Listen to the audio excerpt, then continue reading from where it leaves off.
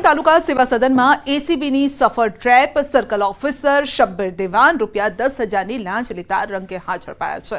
વારસાઈની entry માટે ફરિયાદી પાસે 10,000ની માંગ કરી હતી। એસીબીએ સર્કલ ઓફિસર શબ્બીર દેવાનને લાંચ લેતા રંગે હાથ ઝડપી પાડ્યા।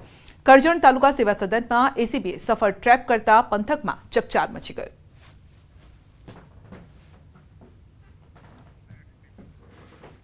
સુરતમાં સ્ટેટ જીએસટી વિભાગના દરોડાનો મામલો છે। બિસ્મિલ્લા અને 51 રેમ્બોમાંથી ₹2 કરોડની કર ચોરીનો પર્દાફાશ થયો છે। સુરત શહેરના આઈસ્ક્રીમ વિક્રેતાઓ પર જીએસટી વિભાગે દરોડા પાડી રાજ્યમાં જ્યુસ, આઈસ્ક્રીમ, ભજીયા, પિઝા સહિતના 9 વેપારીઓના 45થી વધુ ઠેકાણા પર દરોડા પાડ્યા, જેમાં ₹40 કરોડના રોકડ વ્યવહાર મળી આવ્યા। બિસ્મિલ્લાને ત્યાંથી તપાસમાં 29 ફ્રેન્ચાઇઝીના કરાર પણ ન થયા હોવાનું સામે આવ્યું। તપાસ દરમિયાન રેમ્બોમાંથી 40 લાખ અને બિસ્મિલ્લામાંથી ₹1.5 કરોડના રોકડ વ્યવહાર મળી આવ્યા છે। સમગ્ર મામલે જીએસટી વિભાગના અધિકારીઓએ તપાસ હાથ ધરી। તો રાજકોટ અગ્નિકાંડમાં થયો છે મોટો ખુલાસો। એસઆઈટી તપાસમાં આરોપીઓએ ભાજપના કોર્પોરેટરને લઈ મોટી કબૂલાત કરી। ભાજપના કોર્પોરેટરે 1.5 લાખનો તોડ કરી મોતનો માછડો બચાવ્યો હોવાનો ગંભીર આરોપ લગાવ્યો। ટીઆરપી ગેમ ઝોનમાં જે ગેરકાયદેસર બાંધકામ હતું તેને કાયદેસર કરવા માટે રાજકોટના વોર્ડ નંબર 13ના ભાજપના કોર્પોરેટર નીતિન રામાણીએ ભલામણ કરી હોવાનો આરોપ છે। અને ત્યારે આ મામલે નીતિન રામાણીએ મીડિયા સમક્ષ સ્પષ્ટતા કરી છે। પોતે જ ગેરકાયદેસર બાંધકામને કાયદેસર કરવા માટે પ્રકાશ હિરણ ઉર્ફે પ્રકાશ જૈનનો આર્કિટેક્ટ સાથે સંપર્ક કરાવ્યો હોવાનું સ્વીકાર્યું છે। રામાણીએ ઇમ્પેક્ટ ફી ભરવા માટે ભલામણ કરી હતી, જો કે પોતે એક પણ રૂપિયો ન લીધો હોવાનો દાવો કર્યો। અગ્નિકાંડ મુદ્દે સૌથી મોટો ખુલાસો થયો છે કે એમડી સાગઠિયા છે તે લાંચ લેતા હતા, તે કરપ્શન કરતા હતા। નીતિનભાઈ શું કહેશો? હાલો, કરપ્શન કરતા હતા, તમને કરપ્શન આખી એની સાયકલ જ હોય। આર્કિટેક્ટની અધિકારી છે, કોઈ બી આર્કિટેક્ટ હોય એનું જેની હારે સેટિંગ હોય, બીજું કોઈ જાતનું એ મકાન માલિકને કહી દે આમ નહીં આમ થાય।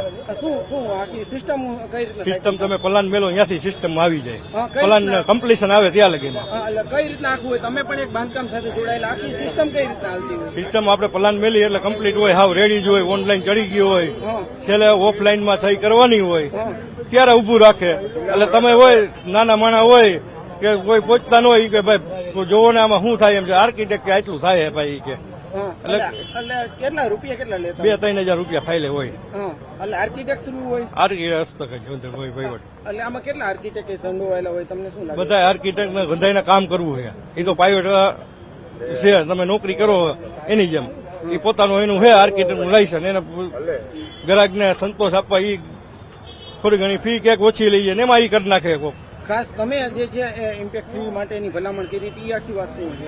ઇમ્પેક્ટ ફીમાં એ આવ્યા ને મારી પાસે, એટલે મેં પ્રકાશભાઈ આવ્યા હતા, પેલા મને વીડીનો ફોન આવ્યો, પ્રકાશભાઈ જૈન, બરાબર, વીડીનો ફોન આવ્યો ના કાકાનો કે નીતિનભાઈ જોઈ, મારા ભાઈ બનશે, એટલે મને કે જોઈ લે નીતિન કરાવ ને, એટલે મેં એને કીધું, મેં કીધું મારી ઓફિસે મોકલજો। એટલે આવ્યા એટલે મેં આર્કિટેક્ટને કીધું ભાઈ આની ઇમ્પેક્ટ ફી પરિવાર ને થઈ ગયેલું। રાજકોટ આગકાંડ મામલે હાઈકોર્ટનું કડક વલણ છે। સુઓ મોટો અરજી પર સ્પેશિયલ ડિવિઝન બેન્ચમાં થઈ છે સુનાવણી। રાજ્ય સરકાર વતી એડવોકેટ જનરલ કમલ ત્રિવેદીએ રાખ્યો સરકારનો પક્ષ અને રાજ્ય સરકાર અને મહાનગરપાલિકા તરફથી રજૂ કરાયેલા સોગંદનામા પર દલીલ કરાઈ છે। રાજ્ય સરકાર વતી એડવોકેટ જનરલે કહ્યું છે કે એસઆઈટી રિપોર્ટ બાદ જવાબદારો સામે કાર્યવાહી કરીશું। ઘટના બાદ તાત્કાલિક પગલાઓ લેવામાં આવ્યા। કમિશનરોને કોઈ પોસ્ટિંગ વિના ટ્રાન્સફર અપાયું છે, જેના પર કોર્ટે ટાંક્યું છે કે શું તમે કમિશનરો સહિત કોર્પોરેશનના અધિકારીઓની જવાબદારી ફિક્સ કરશો? શું રાજ્ય સરકાર કમિશનરના એફિડેવિટથી સંતુષ્ટ છે તેવું હાઈકોર્ટનું કહેવું છે। અમે આ એફિડેવિટ કન્સિડર નથી કરી રહ્યા, અમે એસઆઈટીના રિપોર્ટની રાહ જોઈ રહ્યા છે। એસઆઈટીના પ્રાથમિક રિપોર્ટ બાદ સસ્પેન્ડ અને ટ્રાન્સફરની કાર્યવાહી કરી, એજીનું કહેવું છે। તો ટ્રાન્સફર કરવું એ પૂરતું નથી, હાઈકોર્ટનું કહેવું છે। ડિમોલિશનની નોટિસ બાદ પણ કોઈ પગલાં નથી લેવાયા તેવી હાઈકોર્ટની ટકોર છે। આજે આપણે જોયું કે જ્યારે સુનાવણી થઈ ત્યારે કોર્ટે પહેલાં સરકારને પૂછ્યું, પછી કોર્પોરેશનના વકીલ સાહેબે આખી એફિડેવિટમાં દેખાડ્યું અને નામદાર કોર્ટના તારીખ 27/5/2024ના હુકમની પાલનની અવગણના કરીને એફિડેવિટમાં કોઈ જ ઉલ્લેખ બહુ વિગતવાર નહોતા કે કયા કયા કોમ્પ્લાયન્સ નથી, અને હાઈકોર્ટે જે 27/5ના ઓર્ડરમાં ડિરેક્શન આપી હતી એના કોમ્પ્લાયન્સમાં માત્ર કરસરી જવાબ હતો. એટલે કોર્ટે બહુ વેધક પ્રશ્ન પૂછ્યો કે તમે ખાલી સામાન્ય 6-7 કર્મચારીને સસ્પેન્ડ કરી અને મ્યુનિસિપલ કમિશનરને શા માટે છાવરો છો? સરકારે એડવોકેટ જનરલ થ્રુ તેના જવાબમાં ચોક્કસ કીધું કે સીટના રિપોર્ટની રાહ જોઈએ છીએ.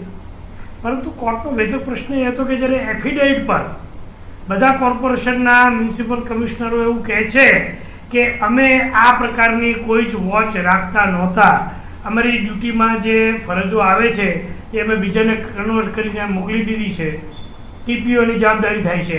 તો એક શહેરના મ્યુનિસિપલ કમિશનર તરીકે સૂત્રોના હવાલેથી મોટા સમાચાર. 9 જૂને નરેન્દ્ર મોદી પ્રધાનમંત્રી પદના લેશે શપથ. 9 જૂને ત્રીજી વખત પીએમ પદના શપથ ગ્રહણ કરશે નરેન્દ્ર મોદી. રાષ્ટ્રપતિ ભવનના ફોરકોર્ટમાં લેશે શપથ તેવું સૂત્ર તરફથી માહિતી આવી રહી છે. 9 જૂને સાંજે 7 કલાકે શપથ ગ્રહણ સમારોહ હોઈ શકે છે.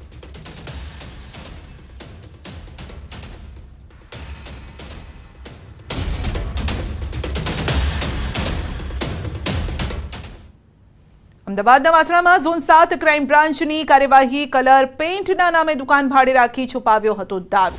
પ્લાસ્ટિકની ડોલમાં રાખેલા દારૂનો જથ્થો કબજે લેવાયો છે.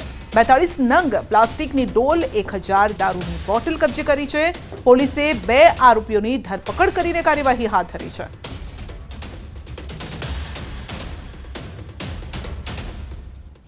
તો અમદાવાદમાં રિક્ષામાં મુસાફરને બેસાડીને લૂંટ, હથિયાર બતાવી અને 2 યુવક પાસેથી પડાવ્યા છે રૂપિયા 13,000 અને મોબાઈલની પણ લૂંટ ચલાવી છે.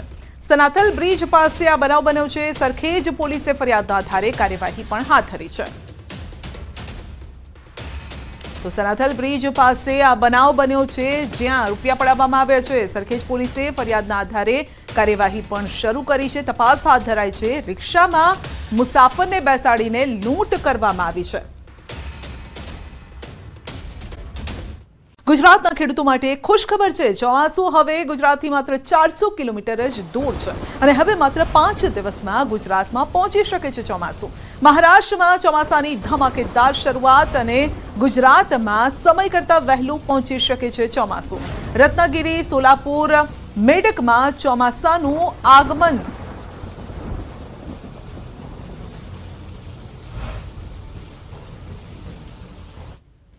તો સુરતમાં પોલીસ ચોકીના વાયરલ વિડીયો અંગે તપાસના આદેશ. અડાજણ પોલીસ સ્ટેશનની સૌરભ પોલીસ ચોકીનો વિડીયો વાયરલ થયો છે અને અડાજણ પોલીસ સ્ટેશનના પોલીસ ઇન્સ્પેક્ટરને તપાસ સોંપવામાં આવી. મહિલા અરજીના કામ માટે પોલીસ ચોકીમાં ગયા હતા. જે સમયે મહિલા અને પોલીસકર્મી વચ્ચે ઉગ્ર બોલાચાલી થઈ અને આ બોલાચાલીને બાજુમાં બેઠેલી એક વ્યક્તિએ વિડીયોમાં કેદ કરી હતી. તો વિડીયોમાં આપ જોઈ શકો છો પોલીસકર્મી અને મહિલા વચ્ચે વાતચીત થઈ છે, ઉગ્ર વાતચીત થઈ રહી છે. વિડીયો વાયરલ થતા સુરત ડીસીપીએ અડાજણ પીઆઈને તપાસ સોંપી છે. તો સાથે તપાસના અંતે પોલીસકર્મી જવાબદાર જણાશે તો કાર્યવાહી કરાશે એમ પણ કહ્યું છે.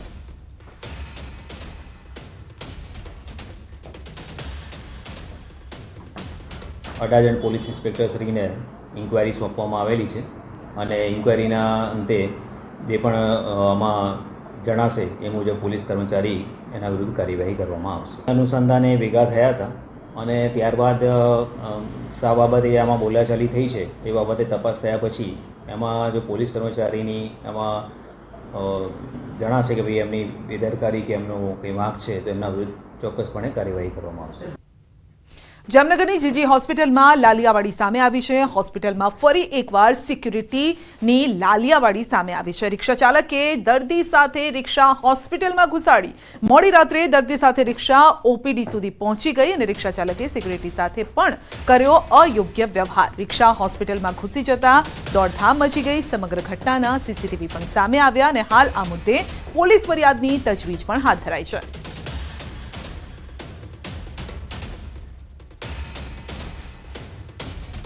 એ રિક્ષા ચાલક કદાચ પીધેલી હાલતમાં હતા અને એ સમયે સિક્યુરિટી ગાર્ડે એમને રોકવાનો પણ પ્રયત્ન કર્યો અને થોડી હાથાપાઈ પણ થઈ હતી અને તેમ છતાં સિક્યુરિટી ગાર્ડને દર્દીના હિતમાં અને દર્દીના સગાઓના હિતમાં જે તે સમયે નિર્ણય લેવો પડેલો અને એ સમયે પોલીસ ડિપાર્ટમેન્ટને એ જાણ કરી શકેલ નહોતા. હાલમાં સિક્યુરિટી સુપરવાઇઝર્સને બતાવી અને બોલાવી અને તમામ હકીકત જાણવા મળ્યું કે એમના તરફથી પોલીસ ફરિયાદ થવાની બાકી હતી.